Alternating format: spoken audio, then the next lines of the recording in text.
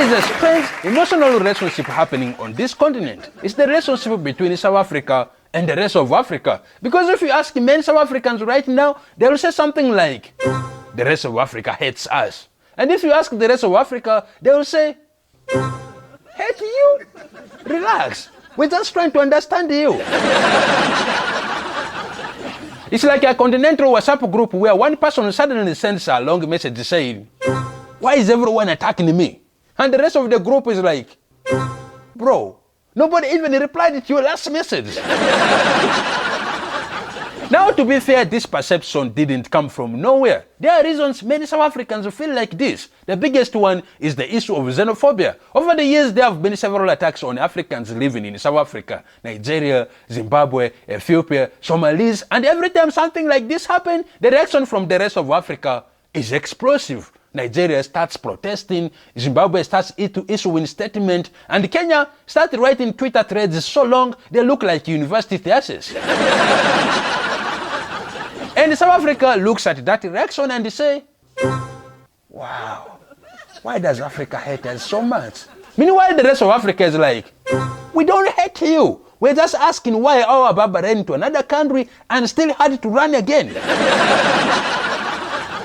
And then there's the issue of South African confidence. South Africa has one of the most industrialized economies on the continent. It's the only African country in the G20. And its companies operate across Africa. South African banks are everywhere, South African supermarkets are everywhere, and South African TVs are everywhere. At this point, you can travel across Africa for 4,000 kilometers and still find a South African shopping mall. Sometimes you enter a mall in another country and you feel like you accidentally took a wrong turn and ended up back in Johannesburg.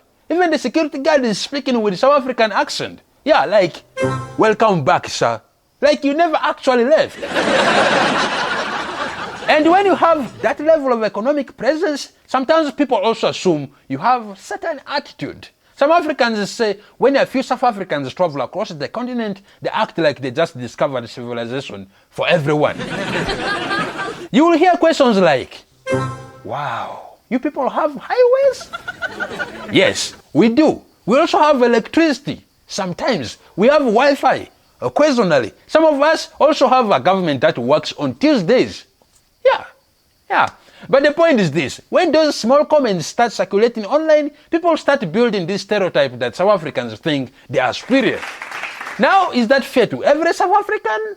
Of course not, but stereotypes on the internet spreads faster than a gossip in a village barber shop. One rude tourist becomes all South African, one arrogant comment becomes a continental scandal.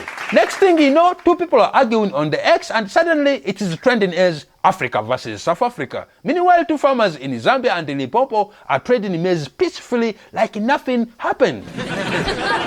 Another reason this perception exists is football. When the South African national football team, also known as Bafana Bafana, is playing another African team, the emotions are intense. Because in Africa, football is not just sport, it's therapy. When your electricity has been off for 3 days and your government just increased the taxes, suddenly beating South Africa becomes economic reform.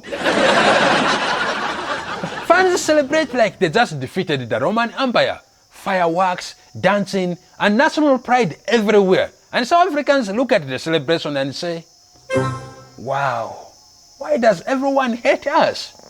Relax, nobody hates you. You just happen to lose the match.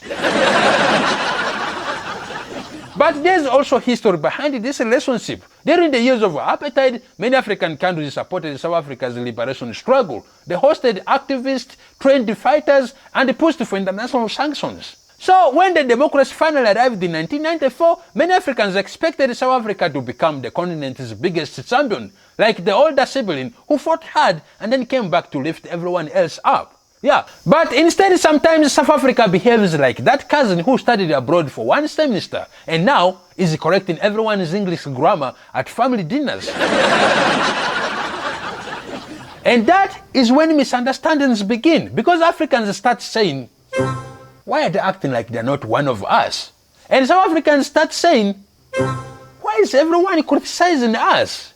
Meanwhile, the truth is much simpler. Africans are too busy with their own problems to spend their whole day thinking about South Africa.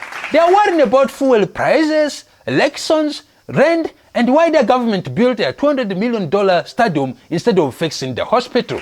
Yeah, and most South Africans are also busy dealing with unemployment, power cuts, and understanding an electricity schedule that looks like a Sudoku puzzle.